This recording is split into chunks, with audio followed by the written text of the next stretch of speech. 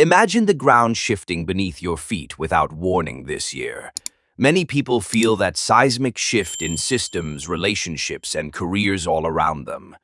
The truth we will explore is that change is not only inevitable, but also a teacher of surprising generosity. This video begins with a question that feels urgent and intimate in equal measure. What if flexibility were not a vague virtue, but a precise philosophy we could practice each day? Flexibility in philosophy is not merely physical pliability or convenience.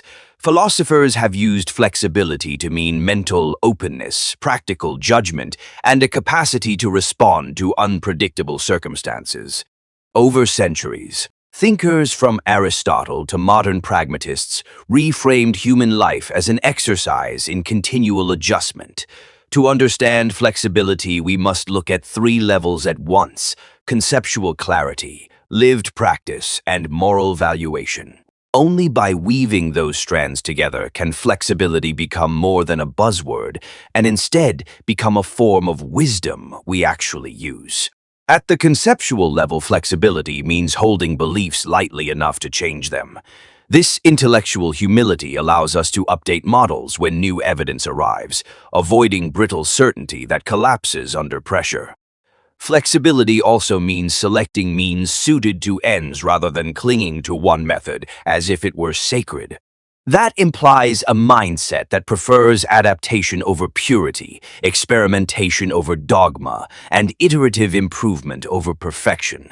When you embrace those tendencies, you can respond to new constraints without losing your core commitments or moral bearings. Philosophers have long debated whether flexibility equals weakness, and the answer is more interesting than a simple yes or no. Strength conceived as rigid and unchanging often collapses when contexts shift unexpectedly.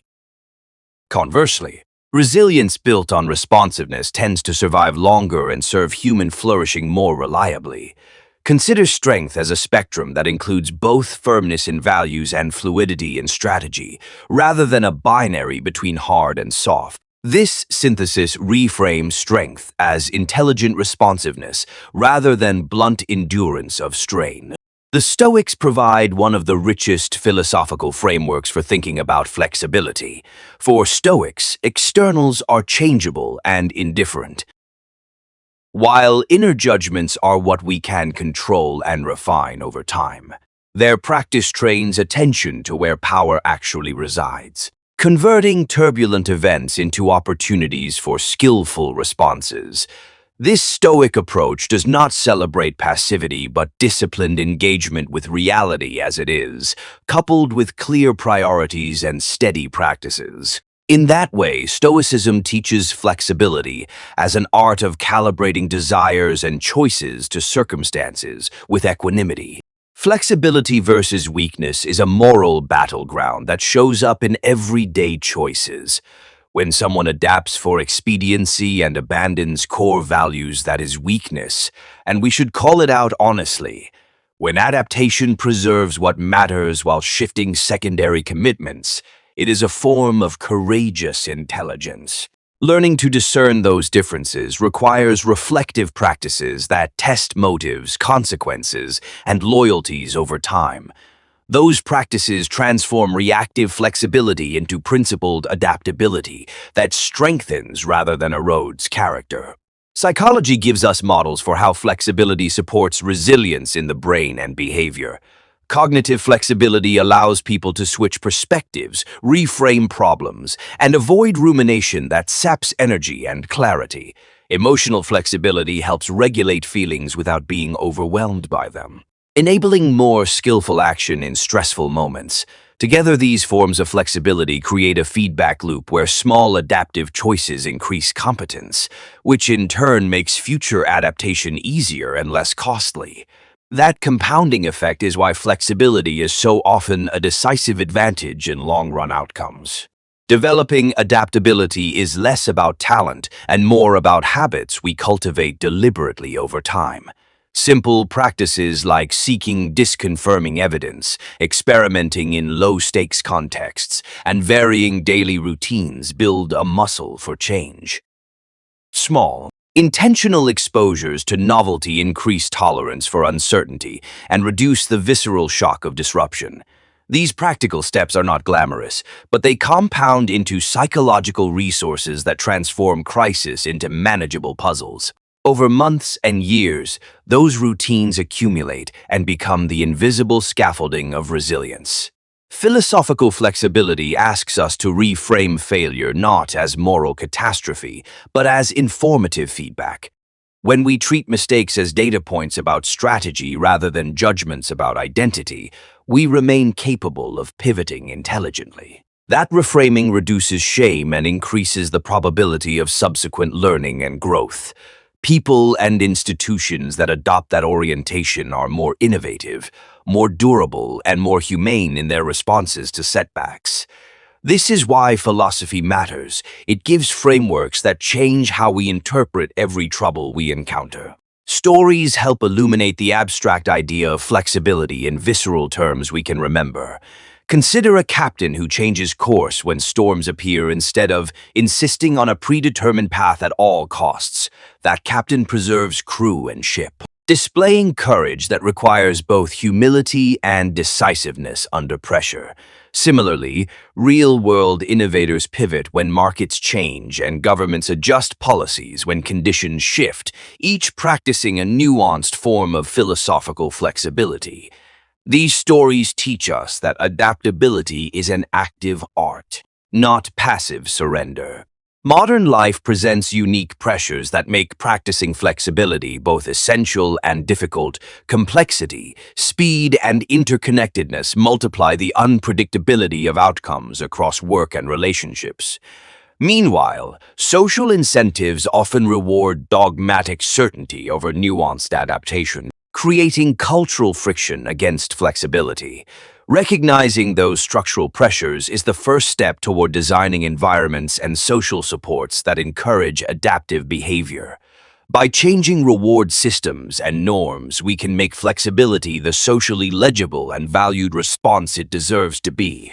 There are practical frameworks that translate philosophical flexibility into daily decision-making rituals. One useful frame is the triage of concerns. Identify what you can control, what you can influence, and what you must accept.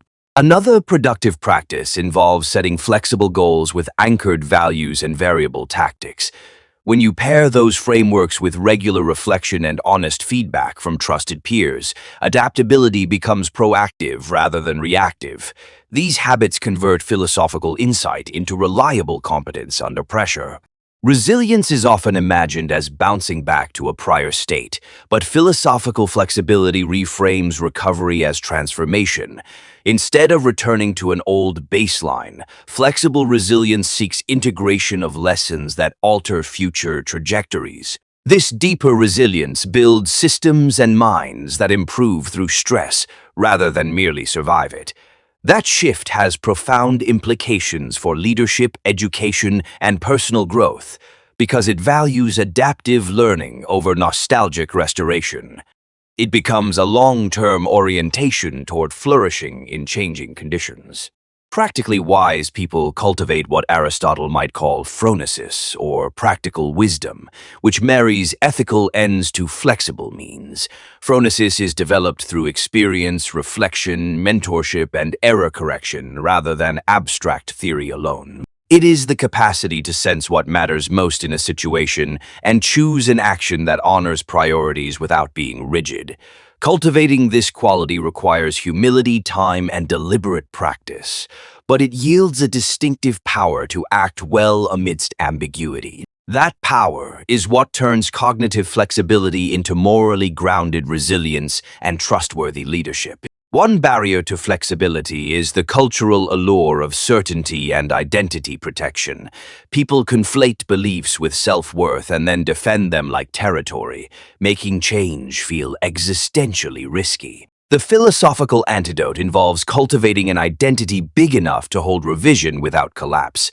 Practices such as journaling about changes, engaging in regular intellectual humility exercises, and seeking disconfirming friends reduce the existential cost of updating.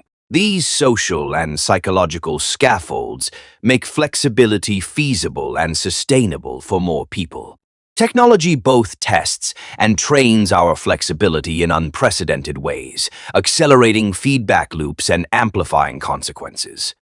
Rapid iteration in software and markets forces organizations to adopt flexible strategies or face obsolescence. At the same time, technology can create echo chambers that harden beliefs and penalize change, undermining adaptive capacities. The solution is not technological fatalism, but design that nudges experimentation, humility, and cross-communication.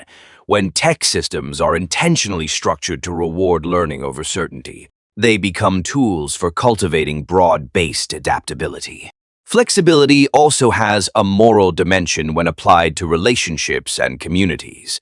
Compassionate adaptability involves accommodating others without losing ethical clarity or personal boundaries.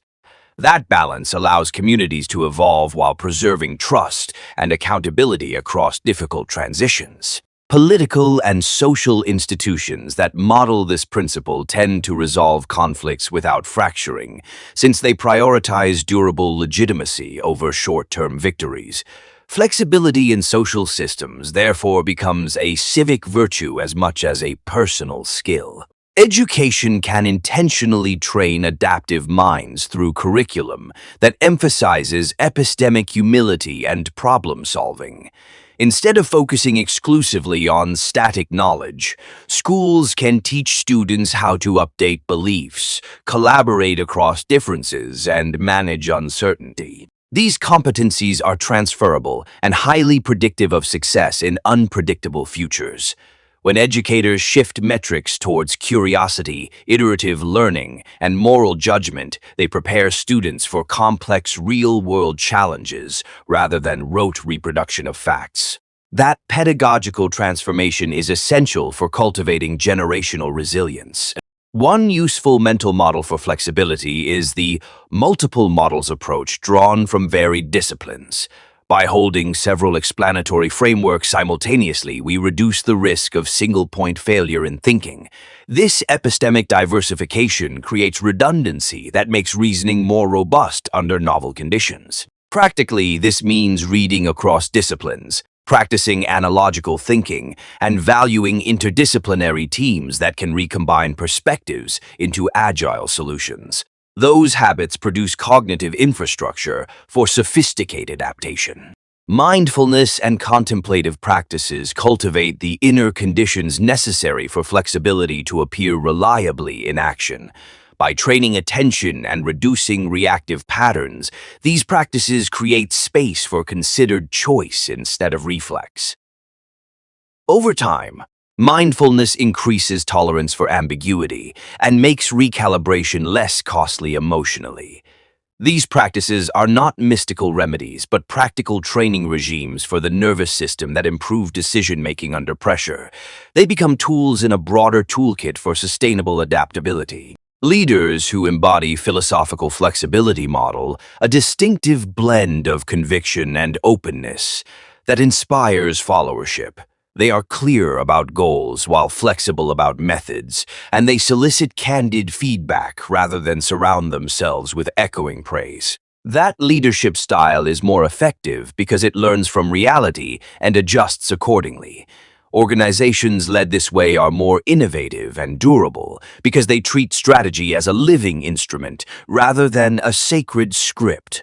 The resulting cultures tolerate experimentation and reward humility in service of long-term success. Physical health and lifestyle choices support psychological flexibility through sleep, exercise, and balanced nutrition. When the body is regulated, the mind has more capacity for creative problem-solving and emotional regulation. Neglecting basic bodily needs makes flexible thought rare and brittle under stress. Therefore, practical self-care should be viewed as a strategic investment in adaptability rather than selfish indulgence. This reorientation helps people see routines as infrastructure for durable resilience. The philosophy of flexibility concludes with a paradox that feels both unsettling and liberating. To hold less tightly to transient forms is to gain more power to shape outcomes in accordance with deep values. That paradox turns apparent weakness into a source of practical strength and moral clarity. In the end, flexibility becomes less about escaping commitments and more about choosing them wisely amid uncertainty. This reframing changes the way we live, work, and relate to one another in profound ways. If you want to cultivate adaptability, start with one small habit this week and track its effects clearly. Try deliberately changing one routine element, soliciting honest feedback, or reading a book outside your usual genre. These modest experiments create confidence and build momentum toward larger transformations over time. Remember that the path to flexibility is gradual and accumulative, rather than dramatic and immediate. Each small adaptive choice stacks into a durable competence that reshapes your life in meaningful ways. Flexibility applied to society invites different policy choices that prioritize learning and reversal over dogmatic permanence. Policies with built-in sunset clauses, experimental pilots, and transparent evaluation processes embody philosophical flexibility at scale. Those policy tools make governance more responsive and protect against long-term harm from initial mistakes. This approach also demands humility from institutions and leaders who must accept correction publicly when evidence changes.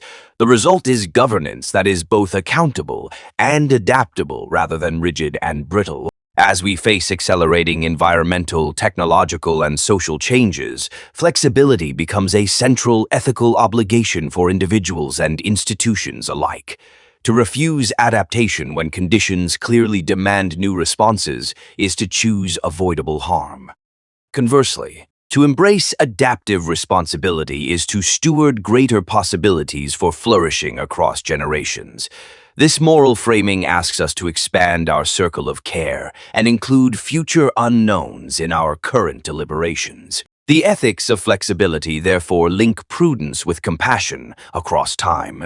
Finally, a philosophical twist reframes flexibility as the art of conversing with reality as if it were a living interlocutor. Instead of trying to conquer circumstances, flexible people learn to negotiate with them, listening carefully and responding with informed kindness. That shift moves us from domination models towards partnership models of living well on a fragile planet. If this perspective resonated with you, consider it an invitation to practice small acts of adaptive wisdom daily. And if this gave you a new perspective, hit subscribe.